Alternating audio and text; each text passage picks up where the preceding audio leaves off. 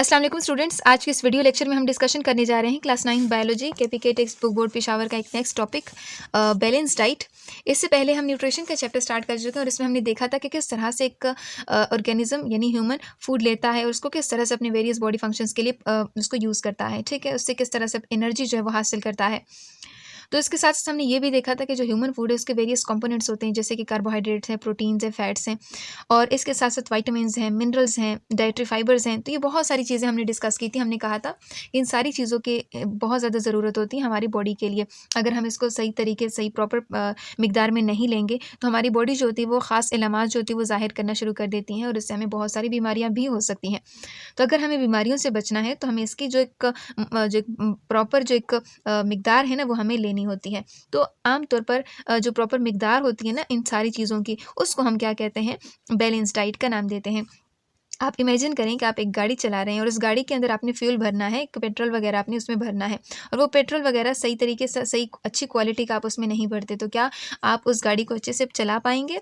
बिल्कुल भी नहीं। तो बिल्कुल ऐसे ह्यूमन बॉडी भी एक मशीन की तरह काम करती है और उसको प्रॉपर मिकदार में बहुत सारी चीज़ें, बहुत सारा फ्यूल जो होते हैं वो रिक्वायर होता है और अगर वो प्रॉपर फ्यूल हम प्रोवाइड नहीं करेंगे तो हमारी बॉडी जो होगी उसको बहुत सारी प्रॉब्लम जो है वो फेस करनी पड़ सकती है।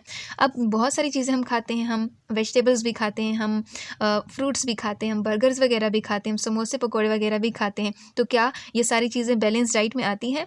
तो हम देखेंगे कि बैलेंस डाइट है क्या और क्या-क्या चीज़ें जो हमें खानी चाहिए और अगर ये चीज़ें हम खाएँगे तो उससे हमें फ़ायदा क्या होगा?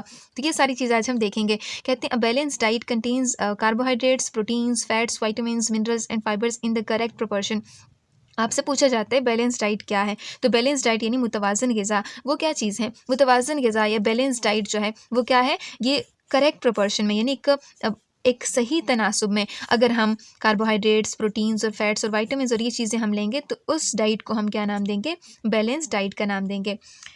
अब यहाँ पर कहते हैं we must have carbohydrates, proteins, fats, vitamins, minerals and fibres in the correct proportion. यानी हम जो डाइट ले रहे हैं, हम जो खाना खा रहे हैं उसके अंदर carbohydrates, proteins, fats, vitamins, minerals और फाइबर की एक सही तादाद, जो सही तनासुब उनका होना चाहिए। और अगर हम फॉर एग्जांपल हम सही मिकदार में प्रोटीन नहीं लेंगे तो हम अच्छे सही तरीके से ग्रो नहीं कर पाएंगे, हमारे टिश्यूज़ नहीं ग्रो करेंगे, ठीक है, हमारे जो मसल्स होंगे वो ग्रो नहीं करेंगे। इसके साथ साथ हमारे जो ज़ख्म होंगे वो ठीक नहीं होंगे, यानी हमारी बॉडी में जो रिपेयरिंग का प्रोसेस होगा वो बहुत ज़्यादा लेट होगा, बहुत देर से होगा। हमारे ज़ख्म जो होंगे वो जल्दी ठीक नहीं होंगे। If we do not eat enough energy contain foods we feel tired. अगर हम सही मिकदार में जो एनर्जी जो हमें देती हैं, वो खुराक जो हमें एनर्जी देती हैं, अगर हम वो नहीं लेंगे तो हमें हर वक्त थकन का एहसास होगा। ठीक है, if we have too much energy containing food we will become overweight. और अगर हम हद से ज़्यादा खाएंगे, यानी एनर्जी जो हमें प्रोवाइड करती हैं वो चीज़ें अगर हम हद से ज़्यादा खाएंगे तो हम ओवरवेट हो जाएंगे, हमारा वज़न बढ़ जाएगा। तो हमारी डाइट में कहते हैं similarly our diet should also provide a regular supply of vitamins and minerals for optimum health. अब सिर्फ कार्बोहाइड्रेट्स, प्रोटीन्स और फैट्स तो नहीं चाहिए हमारी बॉडी को, इसके अलावा भी बहुत सारी चीज़ें चाहिए, जैसे कि विटामिन्स हैं, मिनरल्स हैं, ये भी हमारी बॉडी के लिए ज़रूरी होते हैं। ये हमारी बॉडी इसको नहीं बना पाती ज़्यादातर, तो हमें इसको बाहर से लेना पड़ता है। सो यहाँ पर आप लोगों को कॉमन फूड आपको दिया हुआ और उसकी कॉम्पोजिशन आपको दी हुई, जैसे ब्रेड है तो उसमें मिकदार बताइए कार्बोहाइड्रेट्स की, फैट्स की और प्रोटीन्स की।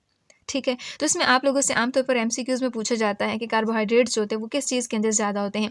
तो इसमें आप देखेंगे ना कि जो ब्रेड और राइस है ना, इसमें आपको ज़्यादातर कार्बोहाइड्रेट देखने को मिलता है। और अगर आप प्रोटीन देखना चाहते हैं कि प्रोटीन्स जो होते हैं वो किस चीज़ के अंदर सबसे ज़्यादा है, तो इसमें देखेंगे ना आप, यहाँ पे चिकन आपको बताया गया है, इसके साथ-साथ मीट है, ठीक है, इसके साथ-साथ चीज़ है, यहाँ पे देखिए फ़िश है, तो इनके अंदर प्रोटीन सबसे ज़्यादा है। तो यानी अगर हम करेक्ट प्रोपोर्शन लेंगे इन सारी चीज़ों का तो हमारी जो हेल्थ होगी वो सही रहेगी। अब यहाँ कहते हैं the amount of each component of balance diet is determined according to the energy requirements. अब हम कितना खाएँ, ठीक है ना, तो एक क्वेश्चन अराइज होता है। तो इसकी जो करेक्ट अमाउंट है ना, एक प्रॉपर जो हर एक कंपोनेंट की जो सही मिकदार है ना, वो हम डिटरमिन कर सकते हैं इसकी एनर्जी रिक्वायरमेंट से। एनर्जी की जो ज़रूरियात है, कहते हैं the energy requirements are not same for all. यानी जो एनर्जी की ज़रूरियात है ये सबके लिए एक जैसी नहीं होती। ये किस चीज़ के ऊपर डिपेंड करती हैं? कहती है रिलेट करती हैं एज के ऊपर, कि आपकी एज कितनी है, जेंडर कौन सा है, ठीक है, और एक्टिविटी ऑफ इंडिविजुअल, कि कोई बंदा जो है वो कितना काम करता है। अगर कोई बंदा ज़्यादा काम करता है तो उसको ज़्यादा डाइट चाहिए होती है, वो उसको ज़्यादा ये सारी चीज़ें प्रोवाइड करनी होगी। अब यहाँ पे सबसे पहली जो इन्होंने एक डिवीजन दी है वो कहते हैं relationship of energy requirement with age, यानी एज के साथ उसका क्या लिंक है। कहते हैं during the growth period new cells are formed at the greater rate and the cells expend more energy. कहते हैं जैसे जैसे हमारी ग्रोथ हो रही होती है ना, जैसे बच्चे बड़े होते हैं तो उसमें क्या होता है, नए सेल्स बन रहे होते हैं, और नए सेल्स बनने के लिए किस चीज़ की ज़रूरत पड़ती है, एनर्जी की ज़रूरत पड़ती है। एनर्जी के साथ साथ और बहुत सारी चीज़ों की ज़रूरत पड़ती है। सो कहते हैं so the body needs food that contains more energy. तो चूंकि बहुत ज़्यादा सेल्स बनते हैं तो उस वक्त हमारी बॉडी को किस चीज़ की ज़रूरत पड़ती है, ज़्यादा फूड की ज़रूरत पड़ती है ताकि ज़्यादा से ज़्यादा एनर्जी उसको मिले।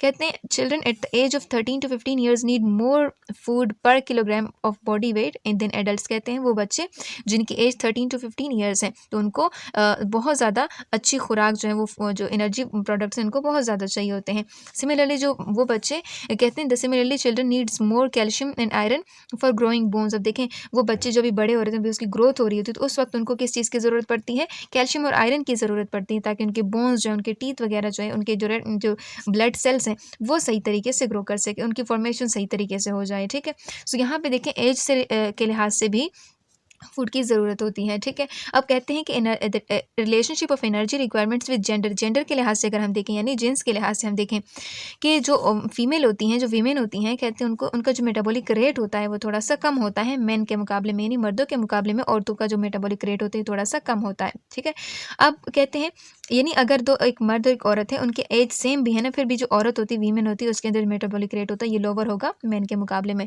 अब कहते हैं so main need food that provide more energy. तो जो मेन है उनको ज़्यादा एनर्जी की ज़रूरत पड़ती है एज़ कम्पेयर टू वीमेन। ठीक है, अब यहाँ पे इन्होंने कहा है कि relationship of energy requirements with activity. अब एक्टिविटी के ऊपर भी डिपेंड करता है कि आपको कितनी एनर्जी रिक्वायरमेंट है। ठीक है, जैसे कुछ लोग जो होते हैं ना, उसके लाइफ स्टाइल जो होते हैं वो बहुत ज़्यादा सेडेंट्री होते हैं, मतलब वो ज़्यादा इधर उधर का काम नहीं करते, वो एक ही जगह बैठे होते हैं, तो उनकी एनर्जी की ज़रूरियात अलग होंगी। और कुछ ऐसे लोग होते हैं जो हर वक्त भाग रहे होते हैं, हर वक्त वो एक्टिव होते हैं, फिजिकल एक्टिविटी उनकी ज़्यादा होती है तो उनको एनर्जी ज़्यादा चाहिए होती है, तो उनकी इन जो कार्बोहाइड्रेट, प्रोटीन्स और फैट्स हैं इनकी रिक्वायरमेंट इनकी बॉडी के अंदर ज़्यादा होती हैं।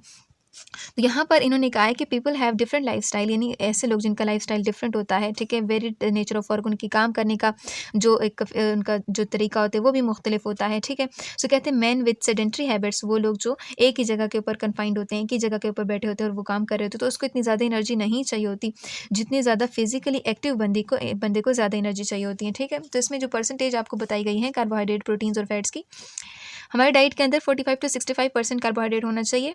इसी तरह अगर आप प्रोटीन की बात करेंगे तो वो 10 to 15% होना चाहिए। फैट्स की अगर आप बात करेंगे तो 20 to 35% होना चाहिए अगर मेल है। ठीक है, अब यहाँ पर आपको एक उनका वजन भी एक तरह से बताया गया। अगर सेडेंट्री है, मतलब एक जगह के ऊपर बैठा हुआ है, तो उसको कितने ग्राम्स कार्बोहाइड्रेट देना है, 264। इस तरह प्रोटीन 58.88। इस तरह ये देखें 54 to 95 ग्राम्स। ठीक है, ये देखें ग्राम्स में आपको वैल्यू दी हुई है, तो यानी इसकी इतनी मिकदार आपको सेडेंटरी लाइफस्टाइल वाले को चाहिए। और अगर एक्टिव बंदा है, मतलब बहुत ज़्यादा भाग दौड़ कर रहे हैं, बहुत ज़्यादा काम कर रहे हैं, मजदूर है, बहुत ज़्यादा काम करते हैं, तो उसको कितनी मिकदार में चाहिए, उसको इतनी वैल्यूज़ चाहिए होंगी। इस तरह फीमेल अगर सेडेंटरी है, वो काम नहीं कर रही, ठीक है, वो एक ही जगह बैठी हुई, तो उसको इतनी एनर्जी रिक्वायरमेंट होगी। वहीं पे अगर आप फीमेल एक्टिव है तो उसको इतनी ज़्यादा जो कार्बोहाइड्रेट्स है, प्रोटीन्स और फैट्स हैं वो इतने उनको चाहिए होंगे। ठीक है, सो ये चीज़ आप लोगों को उसके जो एक्टिविटीज़ हैं उनके अकॉर्डिंग आपको डिवीज़न बताई गई है। अब यहाँ पर इन्होंने कहा है कि एनर्जी रिक्वायरमेंट जो है वो किलो कैलोरीज में आपको बताई गई है जेंडर एंड एज ग्रुप्स के लिहाज से। किलो कैलोरीज जो है एनर्जी के लिए यूनिट्स होते हैं, जिसको हम आमतौर पर देखिए किलो कैलोरीज इस फॉर्म में भी इसको लिख सकते हैं। अगर यहाँ पर आपको देखिए, यहाँ पर जेंडर भी आपको बताया गया, यहाँ पर एज आपको बताई गई, यहाँ पर सेडेंटरी बताया गया कि अगर कोई बंदा जो है वो काम ज़्यादा नहीं करते, एक ही जगह बैठा हुआ है, इस तरह को जो मॉडरेटली एक्टिव होते हैं, कुछ ज़्यादा बहुत ज़्यादा मजदूरी करते हैं, काम करते हैं, तो उनके लिए वैल्यूज़ आपको बताई गई। जैसे चिल्ड्रन में आप देखेंगे ना 2 to 3 किलो कैलोरीज। ठीक है, सॉरी उनकी ईयर जो है एज जो वो 2 to 3 है, उसको कितने किलो कैलोरीज में एनर्जी चाहिए देखिए यहाँ पर।